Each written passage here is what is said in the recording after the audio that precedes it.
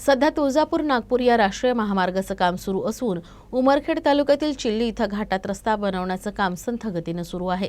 मध्यंतरी बंद असलेलं काम आता सुरू झालं आहे। यात शेतकऱ्यांना ऊस ट्रॅक्टरनं 2 ट्रॉली लावून ट्रकनं तसंच कारखान्यावर नेत आहेत। यामुळे वाहतुकीची मोठी कोंडी होते।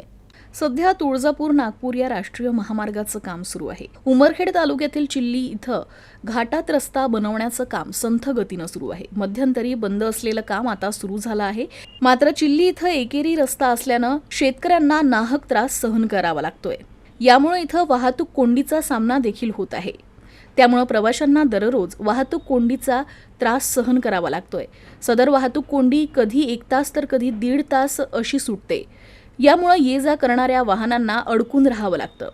यामुळे तत्कालीन पोलीस अधीक्षक दिलीप पाटील भुजबळ यांनी प्रत्यक्ष उपविभागात वाहतूक सुरळीत करण्याकरिता स्वतंत्र वाहतूक शाखेची स्थापना केली होती। परंतु सदर वाहतूक पथक हे फक्त रस्त्यावर वसुली करतानाच दिसतात। त्यांना ही वाहतूक कोंडी खरंच दिसत नसेल का असा सवाल यावेळी उपस्थित होत आहे।